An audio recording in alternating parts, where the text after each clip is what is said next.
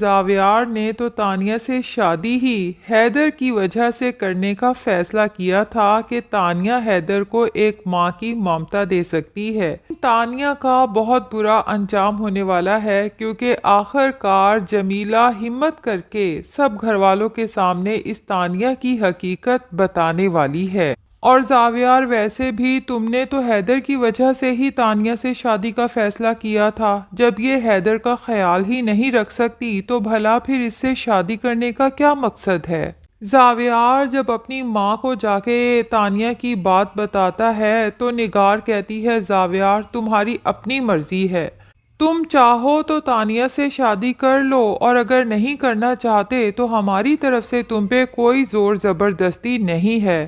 کیونکہ مجھے اندازہ ہو چکا ہے کہ تانیہ انتہائی لاپرواہ لڑکی ہے۔ مجھے تو شک ہے کہ حیدر کی کڈنیپنگ کے پیچھے بھی تانیہ کا ہاتھ ہے، کیونکہ تانیہ ہمیشہ سے یہی چاہتی تھی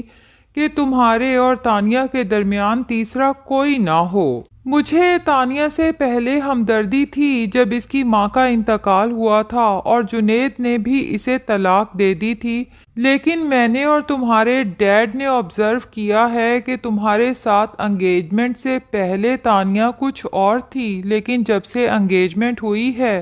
ہمیں کوئی اور ہی تانیہ دیکھنے کو نظر آ رہی ہے۔ اب تو مجھے یقین ہو چلا ہے کہ جنید بالکل ٹھیک کہتا تھا کہ تانیہ جو نظر آتی ہے دراصل ایسی ہے نہیں اور انتہائی لاپرواہ لڑکی ہے۔ آج اس کی وجہ سے ہمارا حیدر پتہ نہیں کہاں ہے اور کس حال میں ہے، اور تانیہ جو حسین خواب دیکھ رہی تھی کہ اس کی منزل اس کے بالکل سامنے کھڑی ہے، اب زاویار کو حاصل کرنے سے اسے کوئی بھی نہیں روک سکتا۔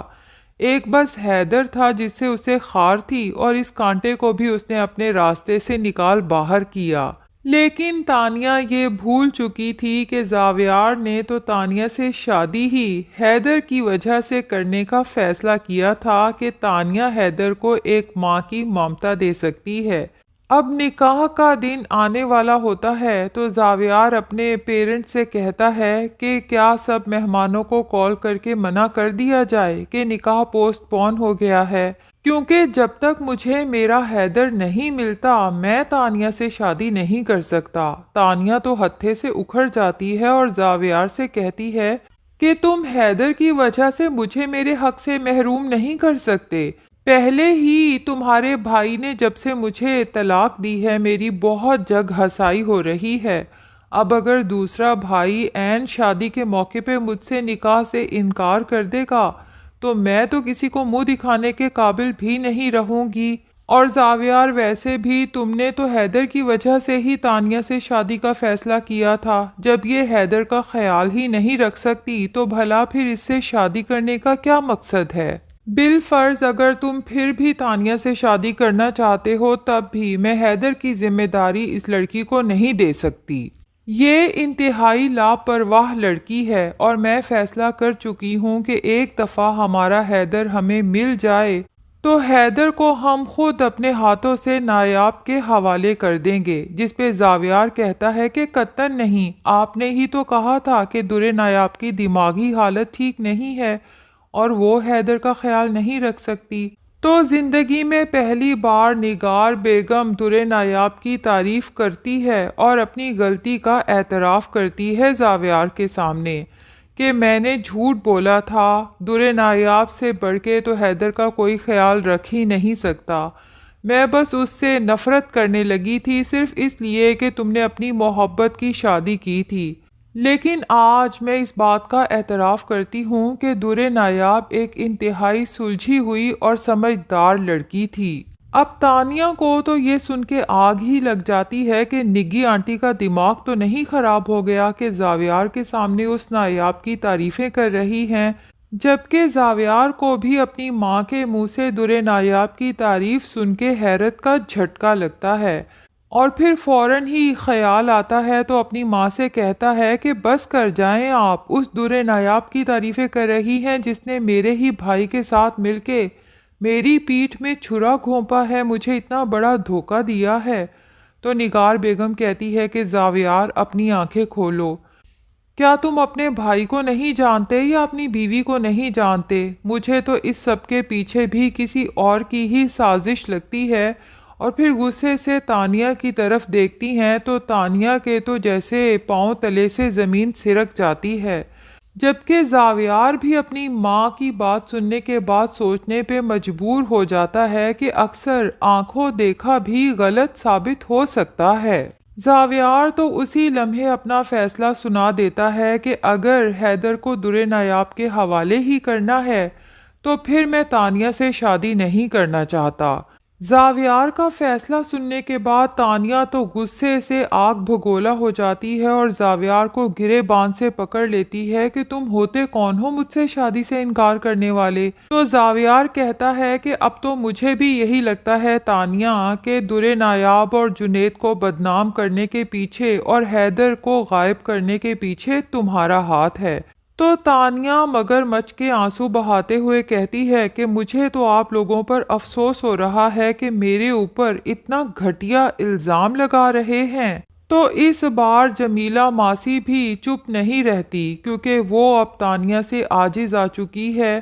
تانیہ ہمیشہ اسے بلیک میل کر کے کام کرواتی ہے اور پھر اسے لالچی ہونے کے طعنے دیتی ہے، جبکہ جمیلہ ماسی کو اب سچ میں در نایاب اور حیدر سے ہمدردی ہو چکی ہے۔ اس لیے سب گھر والوں کے سامنے تانیہ سے کہتی ہے کہ یہ الزام نہیں بلکہ حقیقت ہے۔ جمیلہ کے بولنے پہ تو سب گھر والے حیرت سے جمیلہ کی طرف دیکھنے لگتے ہیں کہ پتہ نہیں وہ کیا بتانے والی ہے، جبکہ جمیلہ کی بات سن کے تانیہ کے تو آسان خطا ہو جاتے ہیں۔ فوراً جمیلہ سے کہتی ہے کہ جسٹ شٹ اپ، یہ ہم سب گھر والوں کا پرسنل میٹر ہے، تم دفع ہو جاؤ یہاں سے۔ اور باقی گھر والوں سے کہتی ہے کہ اس کی کوئی بکواس سننے کی ضرورت نہیں ہے، لیکن غضنفر صاحب غصے سے کھڑے ہو جاتے ہیں اور تانیہ کو شٹ اپ کال دیتے ہیں کہ تم اب بالکل خاموش ہو جاؤ، جمیلہ کو بولنے دو جو بھی وہ کہنا چاہتی ہے۔ اور پھر جمیلہ سے کہتے ہیں کہ بولو، آخر تم کیا کہنا چاہتی ہو؟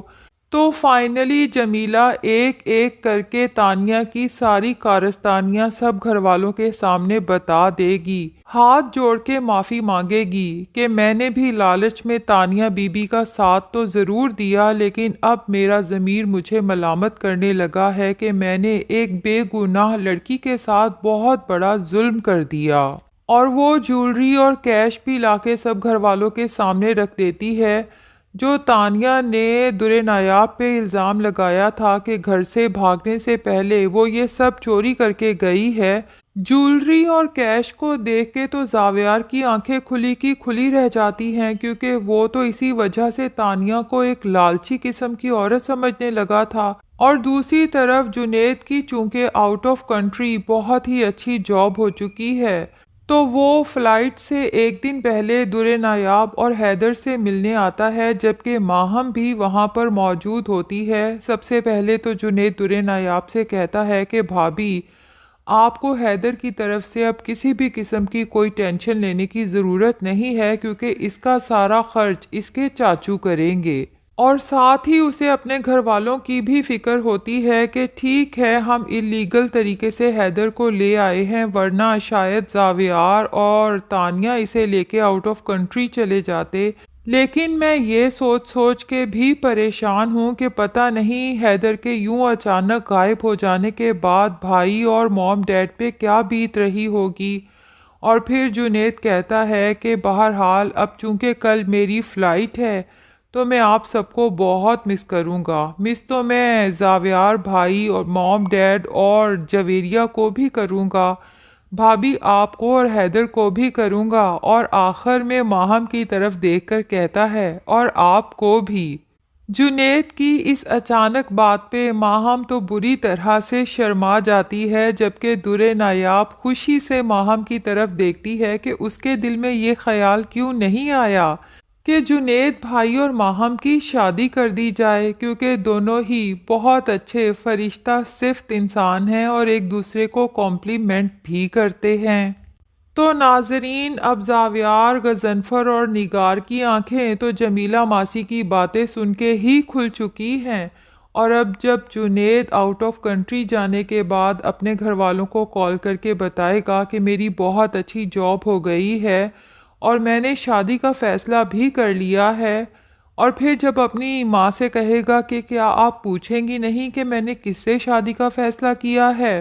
اور پھر جب ماہم کا نام بتائے گا تو نگار زاویار اور غضنفر کو یہ بات بتائے گی، جس کے بعد زاویار تو شرمندگی کے سمندر میں ڈوب جائے گا